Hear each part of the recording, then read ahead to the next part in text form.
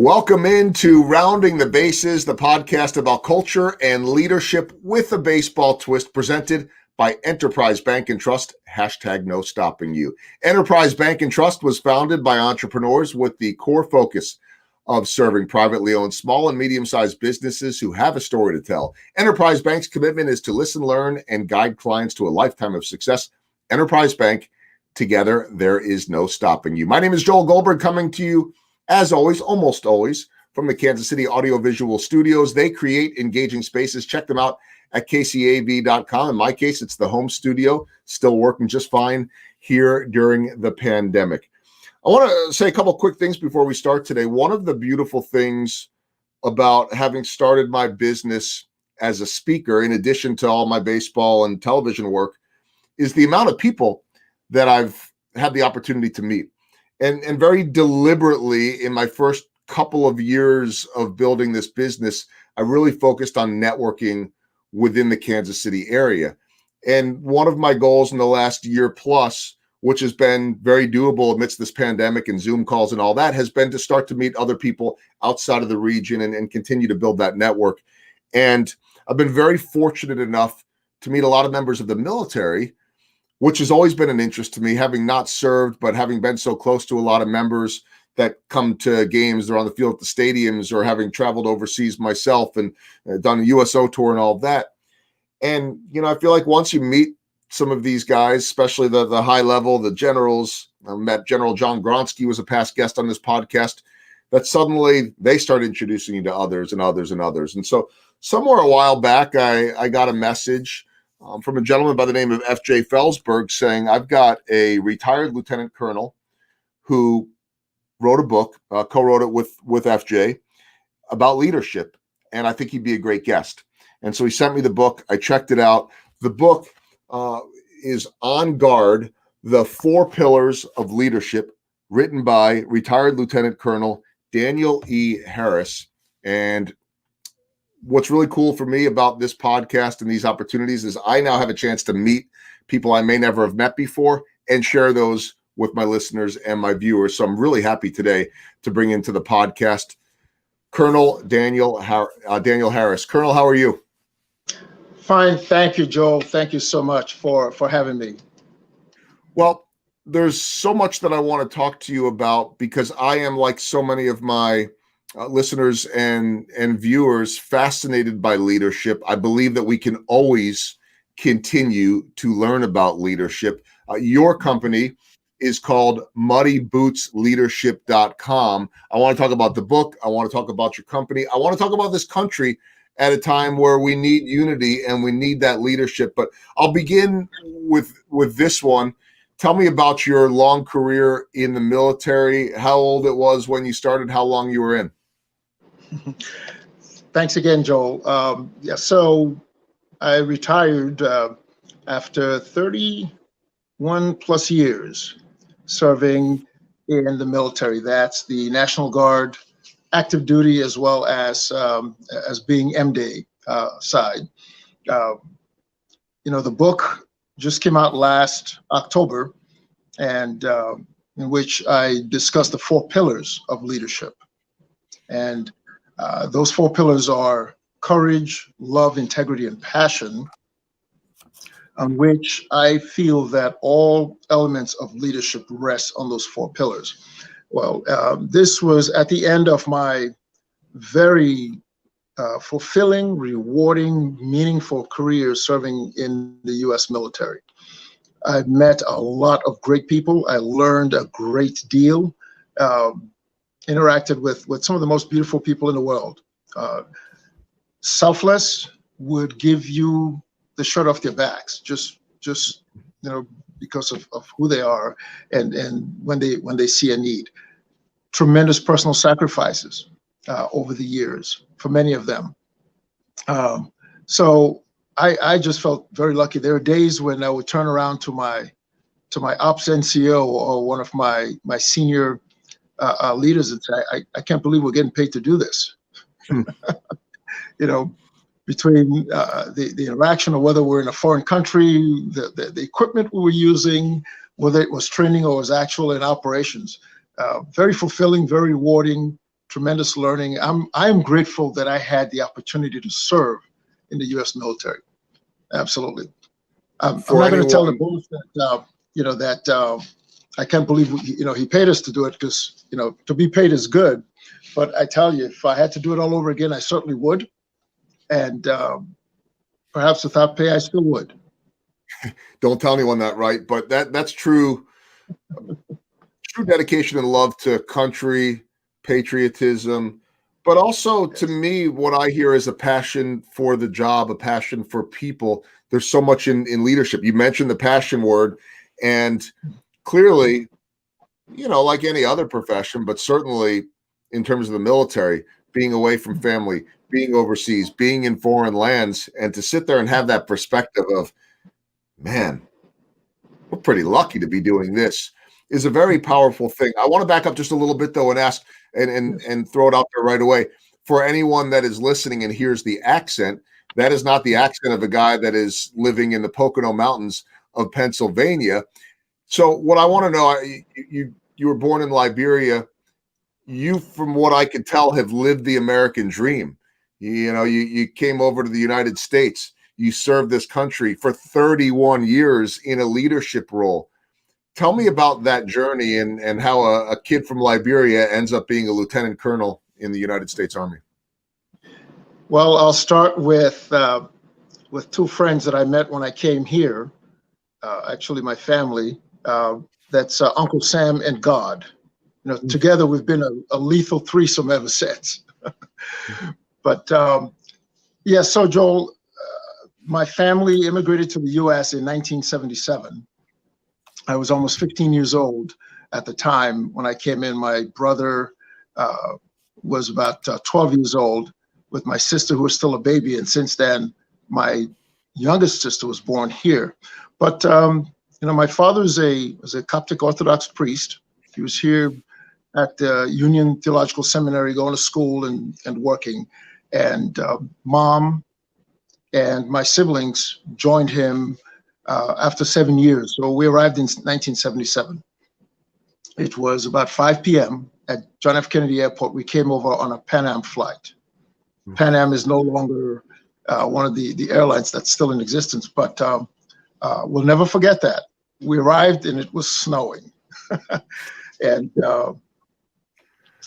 so we arrived and we lived in my dad's one-bedroom apartment in Harlem, New York, for about 3 months, and then the family decided it was time to move and settle into an area that was a little bit more rural. So we moved to Staten Island.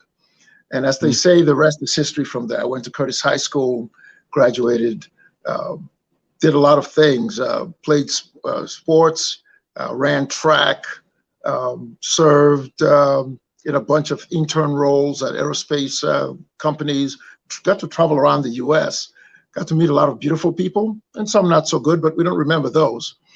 And went to college. And it was funny, one day while doing my research, because that's my background, science, molecular biology, I was doing a high-speed spin on a centrifuge, which was going to take about 10 to 14 hours. And I decided to take a walk outside in the neighborhood and ended up in an armory because I have an affinity for very old buildings. And that's when you have a very good recruiter, because no sooner did I walk in, from what I could remember, I was signing papers. Wow. And I got recruited into the military. But I think I always had a feeling that I wanted to serve, and I just didn't know how where to go about it. So that was the opportunity that I needed, and that aspect of my life took off because of the people that I met. A couple of them are mentioned in the book. My first company commander, Dan McNally, and my first sergeant, Kolodkin. Awesome people. Still remember them to this day. It's well over 30 years. Great Americans. Well, the people that you meet along the way are all part of the journey. They stay with you forever. Some you remember by name, some you don't, but they all, in different ways and at different levels, affect those experiences. In your case, that involves those that you served with, those that served under you in terms of chain of command, those who you served, and the many people I'm sure that you met around the world along the way. It's an incredible journey. I want to talk about the book On Guard, the 4 Pillars of Leadership. And before we kind of get into each of those 4 pillars, I'm just curious about in this day and age. The book came out in October. A lot's changed even since October.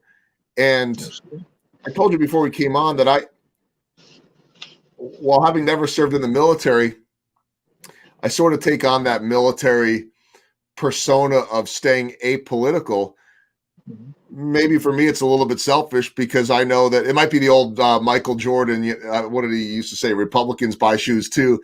And, I've got baseball fans that watch us that are watching because they want baseball.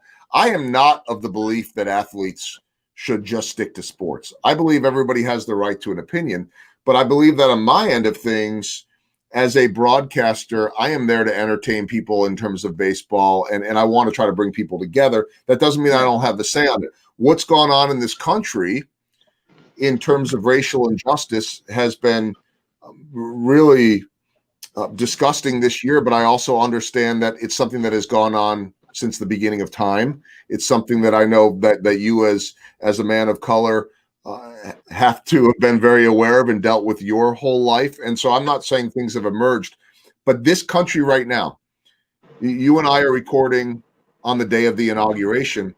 This country right now is lacking unity in a way that maybe we haven't seen before.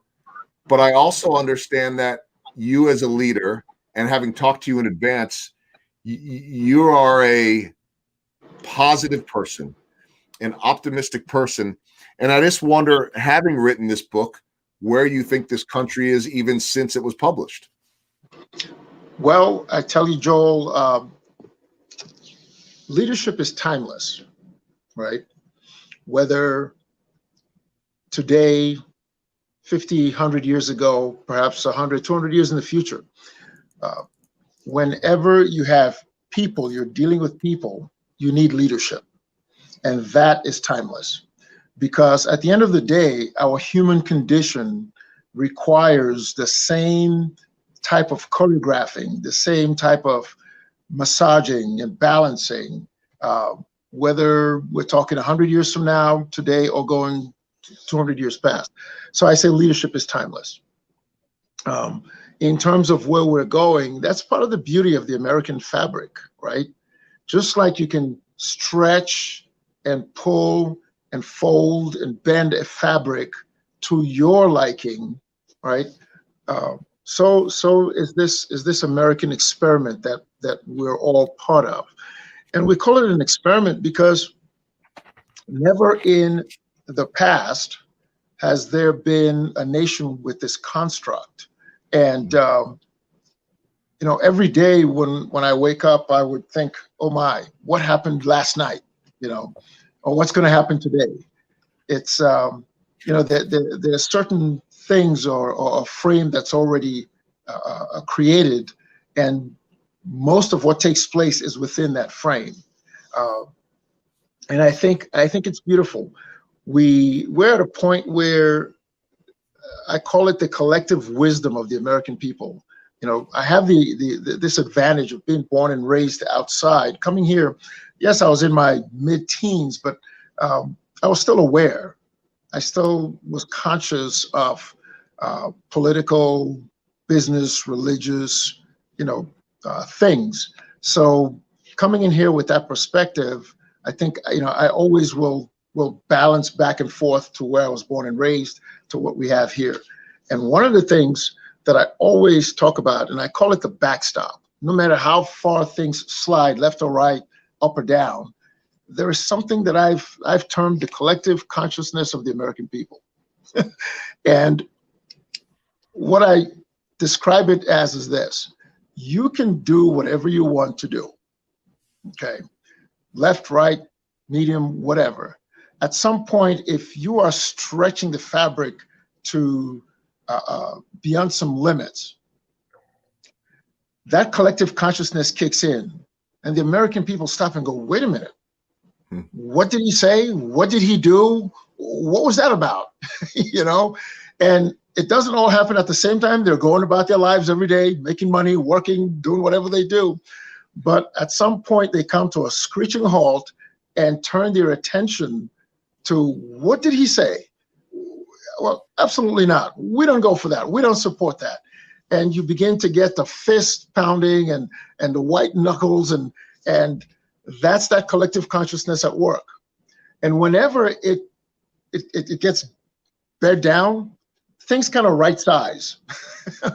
You know, think about it. When that gets, whenever that comes on, paying attention to whatever is going on, things somewhat begin to get right sized, set straight, balanced, and then we continue going ahead. And so, you know, I tell people, you know, friends would say, "Oh my God, what's happening to the country? You know, we're so divided. My gosh, yes, we are." But I always, I take this position that we will be okay. We will be all right at the end of the day, because there are enough Americans that are fair-minded, that are decent, that are, you know, hardworking, all want the same things. And at some point, they, you know, you don't want to do anything to gather their attention, because once enough of them, you know, you get enough of their attention, things become balanced and right-sized, and it just happens. It happens. Not so in many other countries, without bloodshed and armies coming out on the streets and shooting and mass killings and so on and so forth. One of the unique things about our country, and it's beautiful. I have a couple of follow-ups on that. First is that collective conscious that you're talking about. Yes. Is the translation of that democracy? Yes. I would say it's perhaps even deeper than that. You know, it's perhaps even deeper than that. I think it's framed by decency.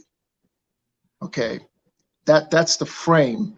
It's, you know, it's a look at something and that says this is wrong.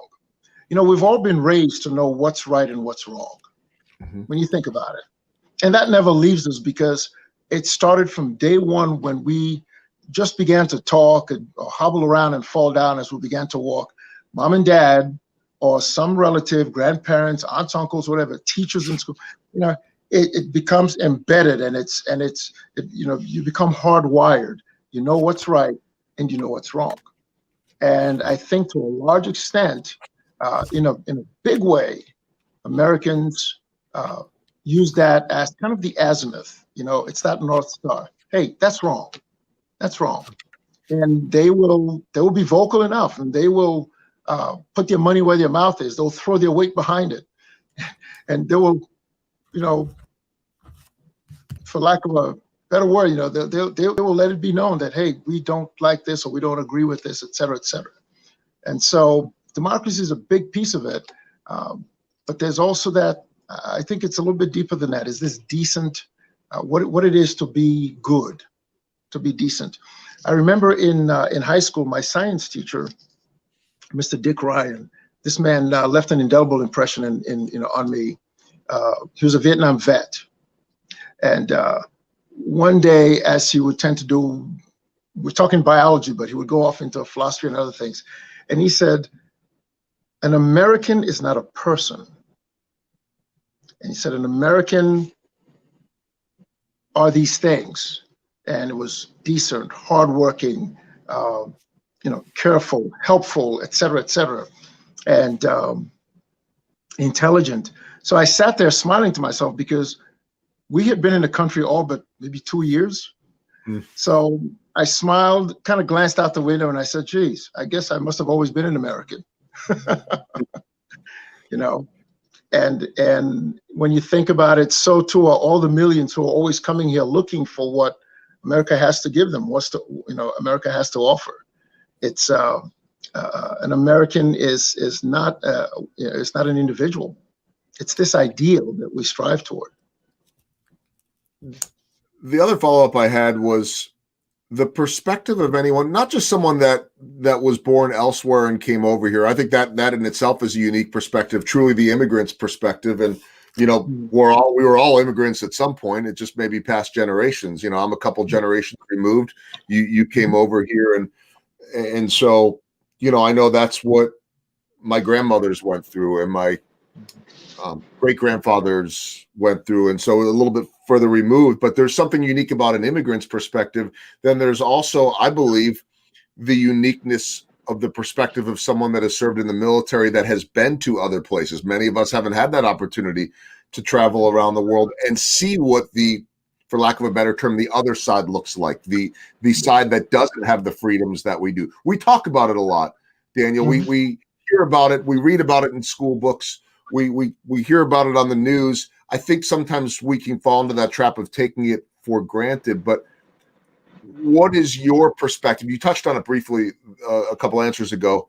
Having traveled around the world and seen some of the things that you have, how much more sacred does that make democracy, or how much more does that enable you to understand or appreciate it, seeing what it might look like elsewhere without that? I tell you, good question, and thanks for that. When I recall the events of January 6th, I was sitting in my office, had the television on, and I'm watching what was taking place. And as it unfolded, I couldn't help but to think to myself, and I said, oh my God, this is how it begins. Typically, a crowd storms the legislature, drag out the lawmakers, typically will shoot them in a public square, thereby inflicting terror on the general public. And then the next step is they march on to your television or radio stations and take that over, and so on and so forth. But that first step is always the legislature, right? And that scared me. And I walked away from that experience thinking, our democracy is very fragile. It's very fragile. And it's very fleeting. You know, you can, it's like dust. You can just blow it and it's gone. And my thought about that was, this is the reason why we have to ensure that we are strong, okay? You cannot be weak and sustain what took place on the 6th and shake it off and continue to move forward. Okay, certainly it's going to shake your foundations. So watching that and thinking about other countries and seeing how other countries, but that typically is that first step. They go after the legislatures, and that was scary. That was scary, and it really brought home to this mind that democracy is fleeting and it's fragile, and it can break apart at any time, and it requires level head, strength, many of the other things that we kind of talked about to keep it together. So that was, I think, you've heard the expression, many Americans and both senior folks, even young people who witnessed the event of January 6th, that, oh my, that can happen to us. That can happen to us here. Yeah.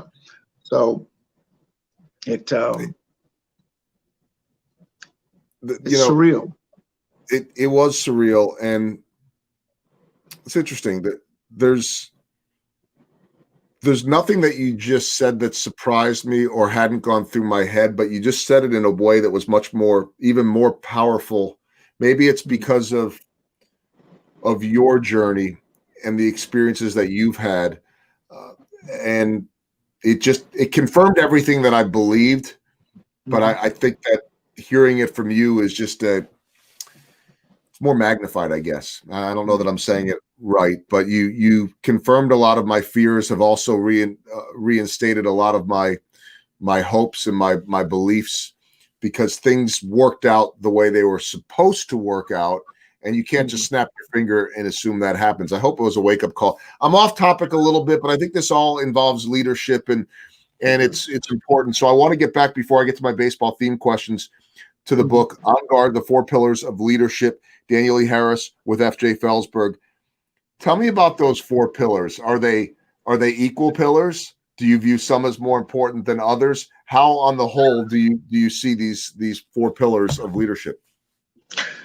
Interesting question, and I'm glad that you asked that. For starters, the four pillars easily can be remembered using the acronym of CLIP. They are courage, love, integrity, and passion. They are living, breathing pillars, and they will be leveraged, right, based on that leader's experience, competency, the situation that they're facing, et cetera, et cetera. Okay, so they're not static, they're dynamic based on what you're dealing with. Later on in the book, I also talked about the multi-domain leadership concept, and it's all within that line. Nothing is static. People, situations never are. Thus, the need for what I call a leader's diversified tool bag. It is very important for leaders to have a very highly diversified leadership bag. And a quick description about that is it's this invisible knapsack that I carry around with me. It's on my back all the time. Whenever I read a book or I listen to someone speak or I see a quotation or something that is meaningful, that is relevant, that contributes to my growth and development, I'll take it and I'll stash it away in that knapsack. Because ultimately in my journey, day to day, week, a year, I will come across a situation upon which I can leverage something that I've stashed away in that pack. The problem is this, that we have many leaders, many leaders. We call them leaders, but truly, I don't think they are. I don't consider them. They have one or very limited tool in that pack. The result of that is this: when they come upon a situation or problem, because they have a limited type of tool in there, they will leverage that tool on that problem. So just to come back at the beginning to your question, those pillars cannot be all the same size, and they cannot be static. They need to be dynamic. I often say that you cannot use a screwdriver to hammer a nail. You could try. I submit that it's not the most effective, okay? Or you cannot use a tank to shoot a fly. You could, but you'll not only take out the fly, but everything else and everyone else in that area. And it's perhaps not the most effective, right? So that requires then some finesse, some competency, some experience from that leader in facing that situation or problem that they're going to be able to leverage those tools on, right? Some problems require just a stapler. There are other problems that require perhaps just a thumbtack to kind of give you a picture. And you'll agree with me, Joel, that there are problems that require a jackhammer and perhaps a chainsaw, okay? But if you have only one tool in that sack, well, you will not be very effective. And sad to say, that is where I see very many of our leaders, not only in this country, but around the world, and throughout many of our industries, from sports to religion to business to politics. They're in the role, but there is no depth to them. General Odierno, Chief of Staff of the Army, said this about his leaders. One of the beauty about having worked at the Pentagon is you're surrounded by people who are selfless and they're scary smart. And I mean people who will look at a situation and come out with sidewinders about, after they've done some analysis. One thing I really appreciate about being there. And the general's mindset was this. He said, look, I need leaders who can think a mile wide and 1 inch deep. Now, just imagine what that requires to be able to look at a situation and bring in that breadth and that depth, right? We call it the 90,000 foot level. He says, I don't need my leaders thinking 1 inch wide and 1 mile deep. I have technicians for that. Okay. In the Army, we'll call them warrant officers, some of the smartest people you'll meet. They know the widget. They can examine the hair on a gnat's ass about a particular thing, and they got it. Okay. That's not the role of the leader. It needs you to have some concept about it, but you can always leverage those subject matter experts at that if you need to peel the onion through several layers. You need to always have that wide breadth and depth because different situations are coming at you, and you always need to kind of balance it. What does this mean? What are the implications? What is the, what do I need to do to shape this, this outcome? And oftentimes they kind of bleed into one another. And so that diversified leader, both in thinking and everything else, the diversified toolkit, the competency, I've not seen that in very many leaders around, and that's scary. That's not good. Yeah. It's not good.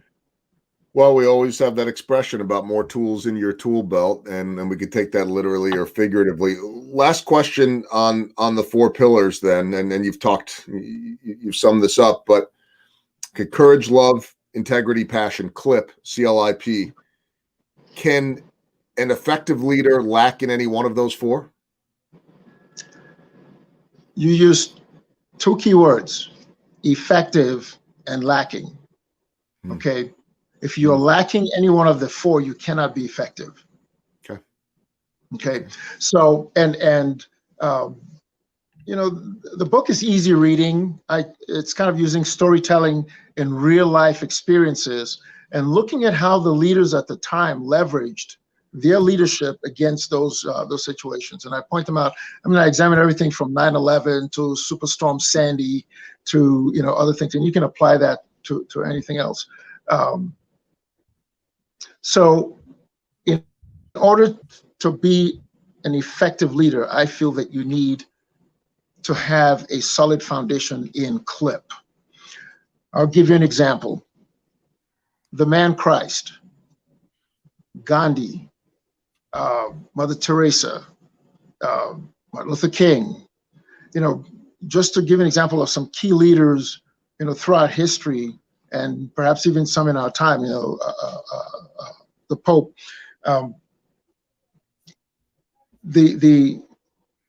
Their use of CLIP is clearly evident in the results, okay? And that's because you're dealing with people, it's about people. I think I made a statement that I said, it's about people, stupid, okay? Leadership is about people. It's not managing. We can manage our construction projects. We can manage a fleet of cars. We can manage, a bus depot.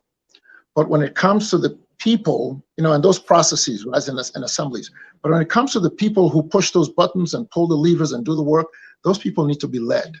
People need to be led. And the minute you bring that element in of people, you have to also bring in the element of love, okay? Leaders are lovers of people. You cannot lead people if you don't love them. And I'm talking about the love as exhibited by those examples that I gave, not the love between a man and a woman, right?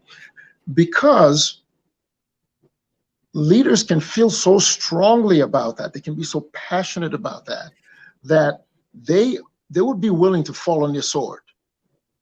Think about the names of the people I just mentioned. Okay, from Christ to Gandhi, Mother Teresa. Thankfully, no, she wasn't assassinated, but they fell on your sword, and it was okay with them to fall on your sword. The example I like to give is Martin Luther King. The night before he was standing on that balcony at his sermon and was told about the threats on his life and so on and so forth. What did he say? Doesn't matter anymore. It does not matter anymore. Okay, Gandhi, after repeated threats from the British authorities about going out and talking, doesn't matter, right? They were willing to fall on his sword, and that's because of that second pillar. Now, I'm not saying that everyone should go out there and kill themselves, but no, it's being so passionate about your message, okay, that nothing is going to deter or threaten you to step away from it, or to change it, or to dilute it, and that's powerful. To have a genuine, effective leader, I would say that they're practicing clip, and there are few today who meet that role. Powerful and very poignant indeed. I want to get to the baseball theme questions brought to you by Kissick Construction, trusted team, reliable partner. Check them out at kissickco.com. Daniel, what is the biggest home run that you have hit in your professional career? Well, two things, Joel. I think by far my biggest home run was coming to the United States, emigrating to the U.S. You may say, well, your parents brought you at age 15. Got it. They did. But as you would know, Joel, the swing of the bat to get that home run, that's only 50% of the action, right? It's the follow through. That's where the magic lies. The follow through is where you make the money. So whether it's the swing of that bat, or it's the throwing of the basketball, or the throwing of a football, the follow through is where you make the money. So yes, my biggest home run has been coming to the U.S. and the follow through of the schooling, my parents, all the great Americans that we've met. That's what it is. It's coming to America. I've always had, the second part of that is I've always had a goal to write a book about leadership, because it's something that really resonates with me. I've seen the result of the lack of, or lack thereof, and it's not good. People suffer. When I was little, I remember that my mother in Caldwell in Liberia used to, she would just, in talking, listening to, she and my dad talking, and she would always say, where the leaders lack vision, the people will suffer. And, imagine growing up listening to this, getting disconnected from it for a little bit. And as I got older and with the military and really getting into it, and I called her the other day and I said, Mom, your voice keeps resonating in my head. Where the leaders lack vision, the people will suffer. So I've always wanted to focus and write a book on leadership. I teach graduate courses. I'm an adjunct professor at Mercy College in New York, and it's about organizational leadership. So those are the two biggest home runs. At the end of last year, October, I was able to publish my book, On Guard, about leadership. On Guard, the 4 Pillars of Leadership. That's Daniel's book. How about a swing and a miss, and what did you learn from it? Interesting question. Now, I tell you, when I came to the point of retiring, you go through a transition period after so many years in the military, you start to transition outward. So I started to think about, oh my, what am I going to do? I thought about it for years before that time, because we all know you're in, and after 20 years, you're out. From day one, when you enter the program, that 20 years later, you have to exit. It's no surprise, right? But still, when it does come, it's like, already it's been 30 plus years. So I always pondered what I would do next, and I met someone who suggested that I invest in a business franchise, and this was going to be in training and giving instructions on the topic of leadership, very near and dear to my heart. And I'm like, awesome. I would be able to leverage all my experiences from the military, et cetera, et cetera. Well, no sooner did I start the business, open the business, got it registered and so on, that the pandemic struck. Okay. Now, it made it difficult to land a business. It would be difficult to work through the coronavirus and all of its constraints of meeting CEOs and decision makers and business leaders and doing training and so on and so forth. So, very difficult to train from home, right? Yeah, we can use a social media platform. We can use Zoom, different streaming media and so on and so forth. But it's not the same. Now, I've heard that getting a business off the ground is like pushing a truck up a hill.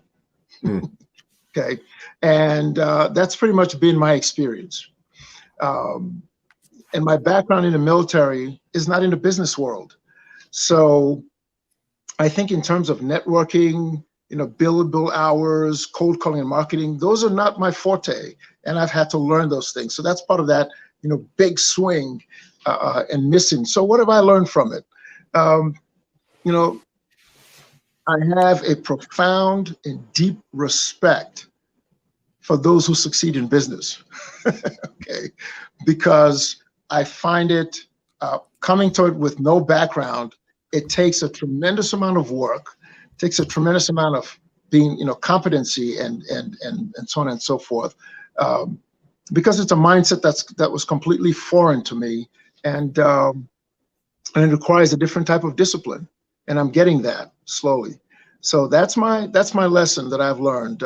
I have a tremendous respect now for those in business and who have successful and are doing it well. So always learning every single day. Last baseball Absolutely. themed question. Small Yes. ball. It's what my book was about. The little things that add up to the big things. What is small ball to you in your world? In my world, Joel, I would say small world is the administrivia, right? All of the buttons, the levers, and the different things you have to push to make things work. Scheduling meetings, preventing things from falling through the cracks, so to speak. This includes, for example, circling back to people that I've opened a dialogue with, okay? Perhaps it was via email where a relationship was started and you have to circle back to them. Or maybe it is in a podcast, such as this one, where a date hasn't been, nailed down, and it needs to be nailed down. All of these things, I call them, low-hanging fruits in the military. We call it small rocks, small in our world, but they need to be captured and they need to be systematized, okay, such that if you don't do them, they will allow you to, they will sink you. Getting my message out about leadership is my ultimate goal. It is. And thanks to people like you, I'm able to do that. So thank you very much, Joel. I had my rare little technical difficulty there for a moment. I got booted offline for a quick second, but I know you kept on running and kept the show going. So I appreciate that one. We're still going. Sometimes the world of live. That's that military the background. Once you got your direction, you've got your orders, just keep going. I think I hit something and suddenly I was gone. I'm like, oh my gosh. And I got back and you were still there. And I'm like, this guy could do TV with me anytime, because that's the way we do it too. You keep on going. I love that with the little things. I've got 4 final questions I want to hit you with before we wrap up. You don't know what these are, but they're my rounding the bases questions. Some could be a little bit lighthearted. So I'll start with this lighthearted one. If someone from Liberia, and I'm sure this has happened over the years, maybe not during a pandemic, were to come and visit you in the middle of winter in the Pocono Mountains, what would their response or reaction be? It's very cold here. Then we have to wear a lot of clothing. The snow and the cold, well, it's because it's different and certainly not something you grew up with, but it's also novel, right? I tell you, I live up here. I look forward to the change of seasons. It would be difficult for me to live in Africa now. I look forward to the change of seasons. It's winter, it's gray, it's dark, and it's cold. Now, within a few weeks, perhaps in a couple of months from now, the snow will be gone, and this green hue kind of takes over the whole place. And it's beautiful, and at some point, that light green turns into dark green, and the place is this warmth that kind of bathes you. And at some point that changes into the fall and the colors and the foliage. and then it's winter again. So, there's a deeper meaning for me. It's dynamic, it's change. And that's what our life is all about. And that's what we as humans, is all about. The change, the growing, the developing, etc. Yeah, but yeah, they would be cold and they'll probably sit inside by the fireplace or the heater and they will not move. Yeah, I'm thinking about a young Daniel coming over from Liberia to JFK and experiencing that cold weather, never having done it. I think people that live in Los Angeles that suddenly end up in the Midwest or the East Coast have a culture shock, and they're just in the same country. Second question. Ironically, though, I'll just add this real quickly, Joe. So we're at Fort Drum, New York, which is northern part of New York, close to Canada. Okay. And it's even more colder and snows there than it does down here. But we would do, physical training outside, go for our 4 or 5 mile, runs. And this one morning we assembled with the team and I was the last one to arrive with the group. And the leader, a GO, a general officer, says, "Hold on a second. What's wrong with this picture? I got all the white guys standing around freezing, and the black guy shows up in shorts and T-shirt." We're going out for a 6 mile run. So he says, "Harris," I said, "Sir," he says, "take a knee." So I knelt down. And he says, "Henceforth, you're going to be dubbed the Arctic African." He goes, "Now get up, let's go." And we took off.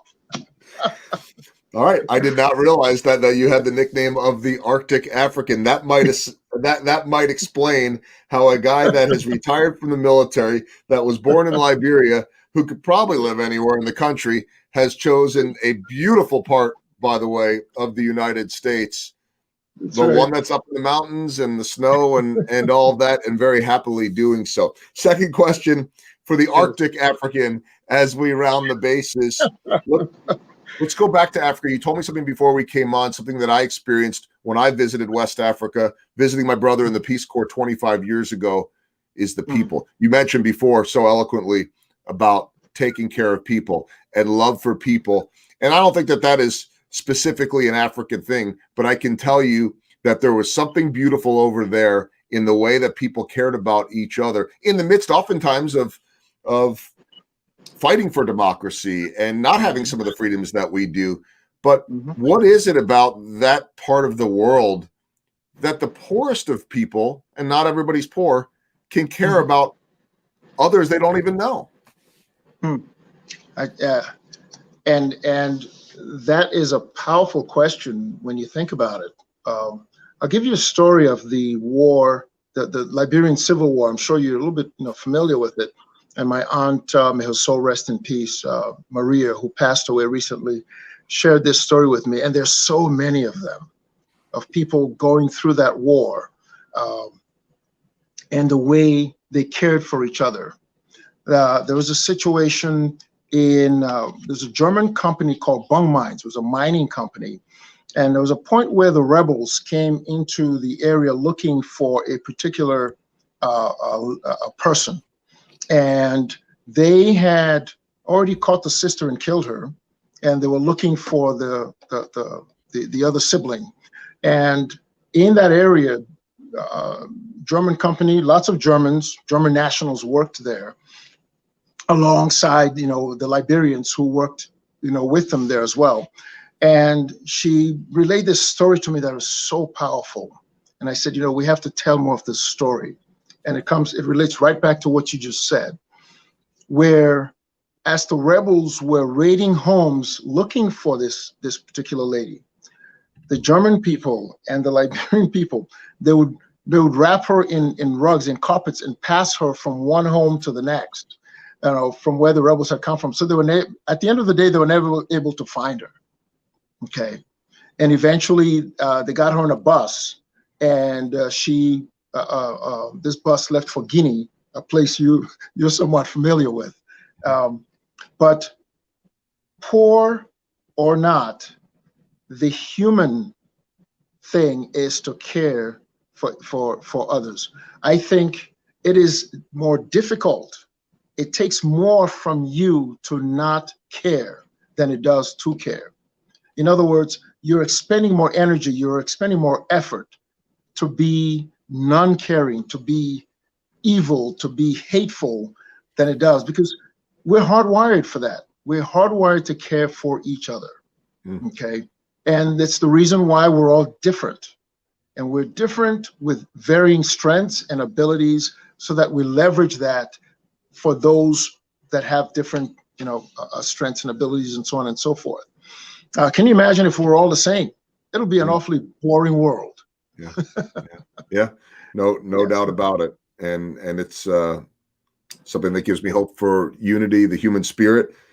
Third question out of the four as we round the bases. Yes. Do you have of all the places you've traveled around the world and were stationed or deployed, do you have one place that just sort of left a forever mark? I'm sure they all left marks on you, but is there one place that when you think of that, it just gives you that feel? Yeah. Well, and this wasn't a deployment. Perhaps it may speak to why I'm here. So Colorado, the state of Colorado, beautiful state.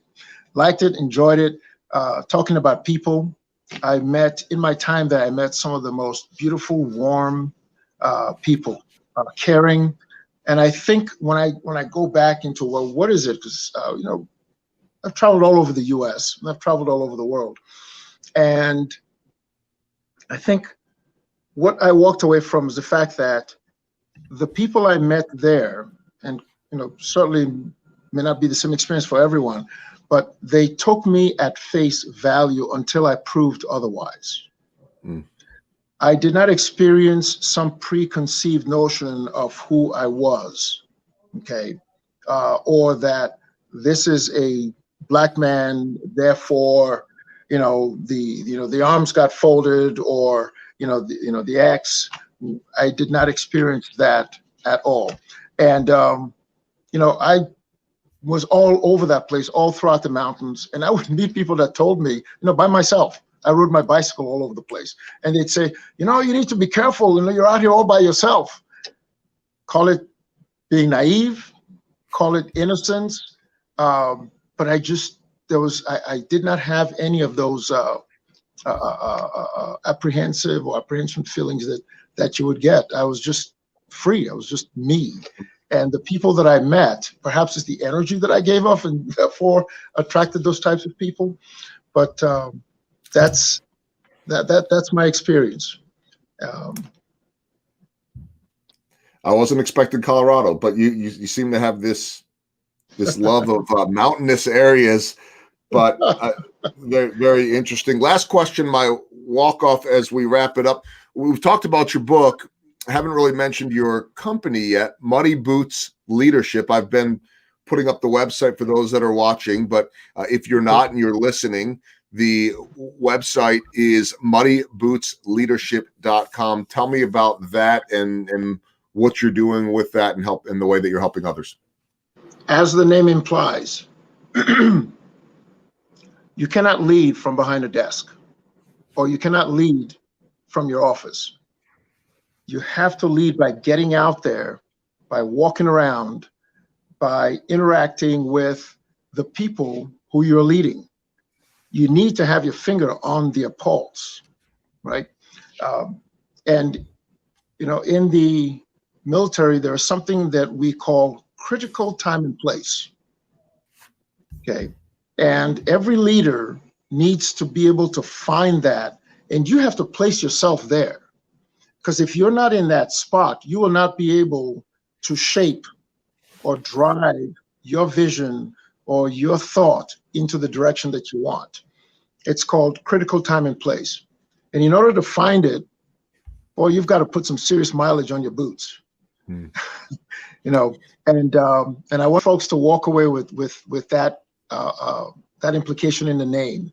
Leading implies getting out there and moving about and walking around. When I was a battalion commander, I typically would arrive in the office first in the morning, because I lived in PA and was traveling. So I'd leave my house at 3, 4 in the morning to get into the office. So I was there by 6. And inevitably, when I got in, first thing I would do is make my coffee, and then I'd walk around the armory. I'd open offices and walk in, and what I was looking for was just to see how folks left their office space the night before. I would find desk drawers open. I would find confidential information left on desks sometimes. I'd walk down into the supply rooms. I might find a supply cage opened. So I instituted this thing where if I found it unsecured, I secured it and took it back to my office. And when they came back and needed it, they had to pay. It was oftentimes in push-ups, or we'd go or a run with me because I love to run. At some point, I started collecting monies, which would go back into the family, fund. But I tell you, by the end of my 3rd year in command, that place used to be locked down tight. Now, I would not have noted that if I did not walk around. If I didn't walk around.